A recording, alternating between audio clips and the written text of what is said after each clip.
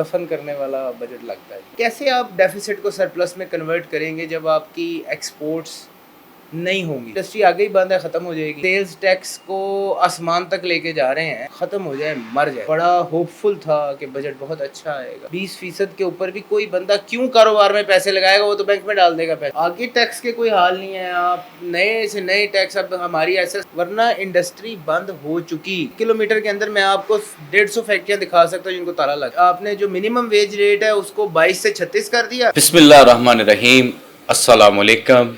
मैं हूं Abdul Hannan Chaudhary, PNN digital media network से। पाकिस्तान में नए माली साल 2024-25 का बजट पेश कर दिया गया है। आने वाले चंद दिनों में बजट की मंजूरी के बाद आगे सूबाई बजट का सिलसिला कार शुरू हो जाएगा और कौमी असम्बली से और पाकिस्तान के ईवान बाला और ईवान ज़ेनी से, सेनेट और कौमी असम्बली से बजट का प्रोसेस मुकम्मल होने के बाद पाकिस्तान में वो तमाम मुआशी आदाद शुमार और आइंदा साल की जो मुआशी हिकमत अमली है वो नाफिज़ अमल कर दी जाए। हम इस वक्त मौजूद हैं नायब सदर Pakistan stainless steel pipes manufacturer association तमीज़ दीवान साहब के साथ उनके ऑफिस में। तो हम उनसे बजट पर, स्टील बिजनेस सेक्टर और सनअत तजारत पर बजट के क्या असरात मुरतब होंगे या पॉलिसीज़ हुकूमत की कैसी हैं, इस सारी सूरत हाल पर हम बातचीत करने के लिए मौजूद हैं। बेहद शुक्रिया दीवान साहब, आपने वक्त दिया। नए माली साल 2024-25 का बजट कौमी असम्बली में पेश कर दिया गया है। आप इस बजट को अवाम दोस्त, सनतकार, ताजर दोस्त समझते हैं या नहीं? वालेकुम सलाम, बहुत शुक्रिया हनान चौधरी साहब आपका, आपके इदारे का।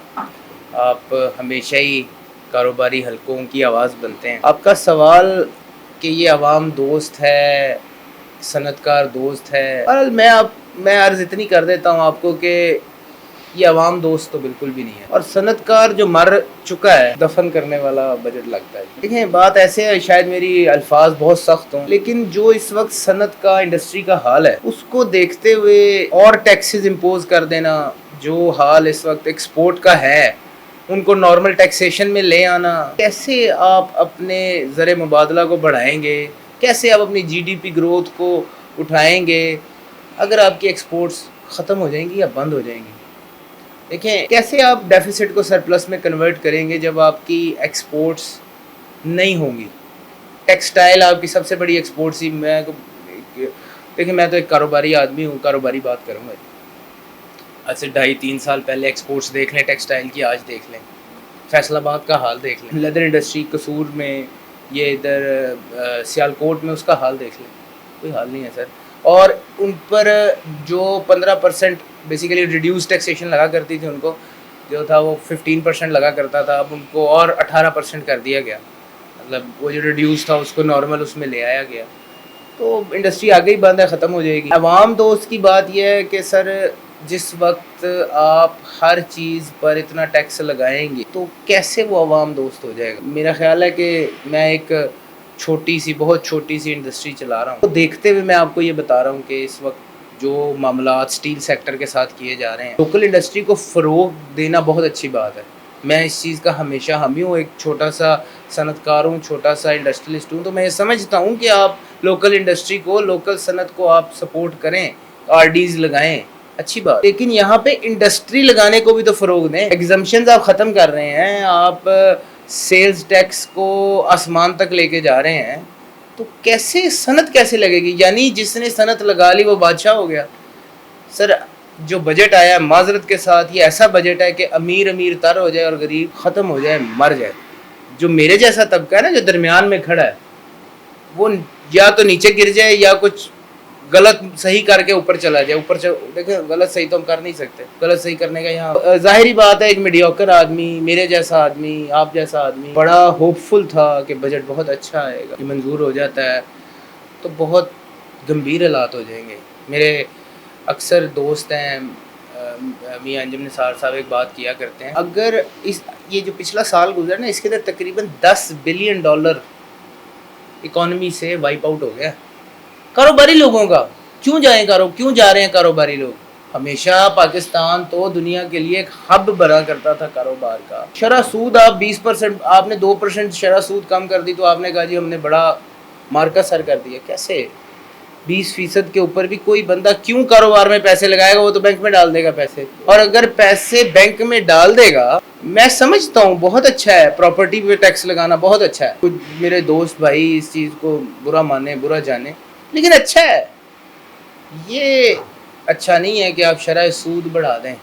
ہاں جی کہ جی اپنا ظاہری بات ہے کرنسی کنٹرول کرنے کے. دیوان صاحب، چونکہ آپ صاحب بصیرت بھی ہیں اور صاحب ذوق بھی ہیں، آپ صنعت کار بھی ہیں، اس کے ساتھ ساتھ آپ معیشت کو، سخن کو، ادب کو بھی سمجھتے ہیں. جان کا ایک شعر ہے، اس کو میں تھوڑا بدل کے پڑھ دیتا ہوں. حکومت کی بات کر رہا ہوں، ان کی امید ناز کا عوام سے یہ مان تھا، ایک موقع دیجئے ہم سب کچھ بدل دیں گے. کیا یہ نون لیگ بدل پائے گی؟ کہ مسئلہ نون لیگ کا یا کسی پارٹی کا نہیں ہے. میں عموماً کسی پارٹی پہ کمنٹ نہیں کرتا، نہ میں اس چیز کو اچھا سمجھتا ہوں کہ کسی بھی، کیونکہ بات ہم کاروباری لوگ ہیں، سیاسی لوگ تو ہے نہیں. دیکھیں پالیسیز کو بدلنا ضروری ہے.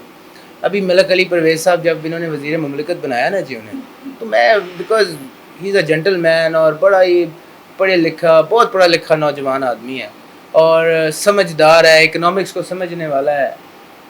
میرا خیال تھا کہ کچھ جو ہے نا معاملہ ہم IMF کے نیچے دبے میں ہیں، تو ایک بندہ اگر پازیٹیو یا پروڈکٹیو بات بھی کرے تب بھی وہ نہیں ہوتی. حنان صاحب، پالیسیز بدلنے کا مسئلہ ہے. یہاں پہ ایکسپورٹس بڑھائیں گے، ایکسپورٹس تبھی بڑھائیں گے جب آپ انڈسٹری کو ریلیف دیں گے. میں ابھی کچھ عرصے میں اپنا ایک ٹور پلان کر رہا تھا. میں ایک چھوٹی سی بات آپ کو شیئر کر دیتا ہوں. زمبابوے ایک ایکسپو لگ رہا ہے، ہم لوگ زمبابوے جا رہے تھے. آپ بلیو کریں، یقین کریں کہ جس وقت یہ بجٹ آیا تو مجھے سمجھ نہیں آئی میں زمبابوے جا کے کروں کیا. میں نے تو اپنی چیز ہی بیچنی ہے نا، جا کے کیسے بیچوں گا؟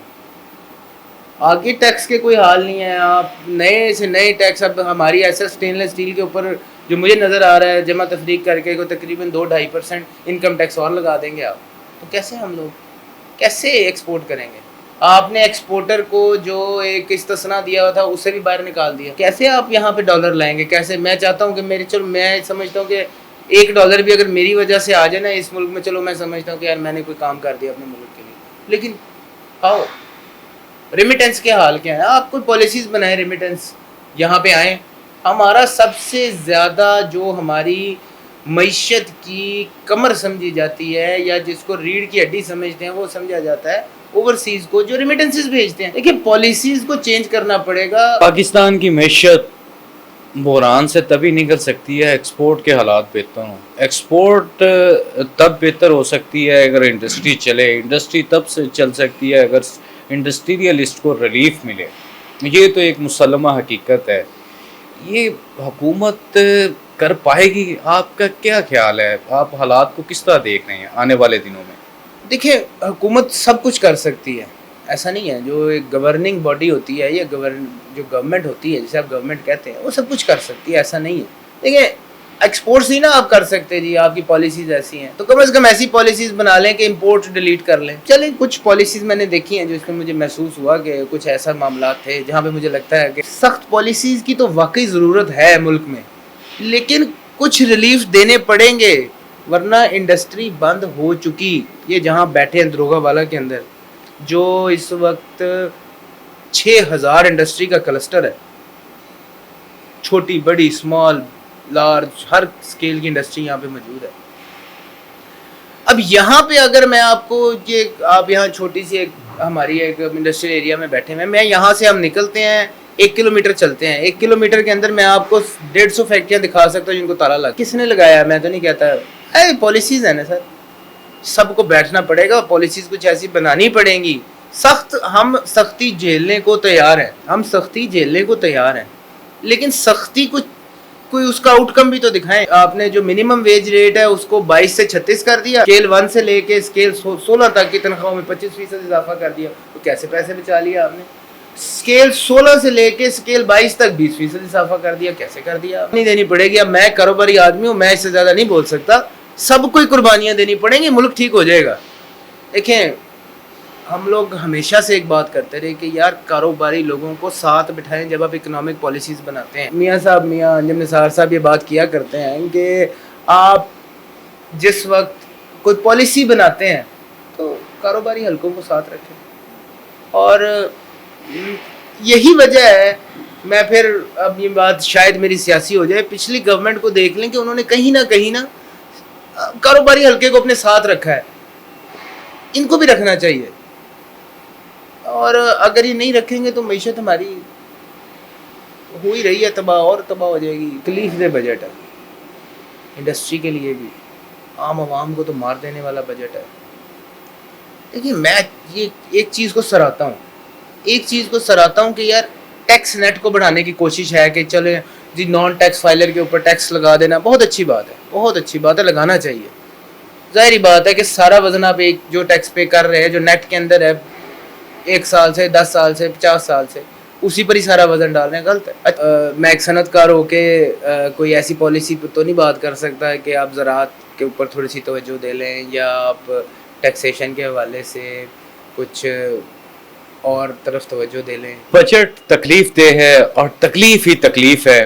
پاکستان کی معیشت کرائسس سے نکل سکتی ہے، اس کے لیے سب کو قربانی دینی پڑے گی، اور کسی بھی ملک کی ترقی کے لیے وہاں کے انڈسٹریل سیکٹر اور بزنس سیکٹر کے سٹیک ہولڈرز کو ملکی معاشی پالیسیز میں بٹھانا، اس کی مشاورت کو شامل کرنا انتہائی ضروری ہے۔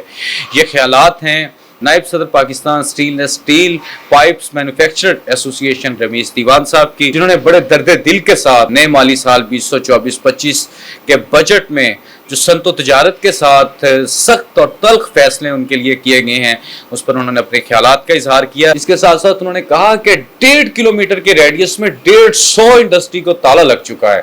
یہ تالا کس نے کھولنا ہے؟ یہ تالا حکومت نے کھولنا ہے۔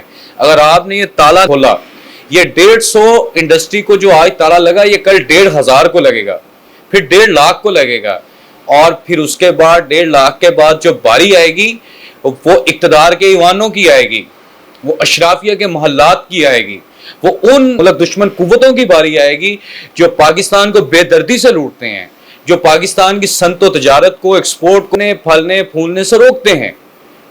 اللہ تعالیٰ پاکستان کو ترقی خوشحالی نصیب فرمائے۔ پاکستان کی صنعت و تجارت کا سکہ خدا کرے پوری دنیا میں چلے، اور جس طرح پاکستان 80s 90s سے پہلے ترقی کر رہا تھا، اس سے اب کہیں زیادہ تیز رفتاری کے ساتھ پاکستان اپنے معاشی اہداف کو پورا کرے، پاکستان کی معیشت بیرونی سہاروں سے نکل کر اپنے پاؤں پر کھڑی ہو، اور سبز ہلالی پرچم عزت اور وقار کے ساتھ پاکستان دنیا بھر میں خوشحالی، ترقی، سلامتی کی علامت بنے۔ عبدالحنان چودھری کو دیجیے اجازت، آپ سے ہوگی پھر ملاقات، اللہ نگہبان۔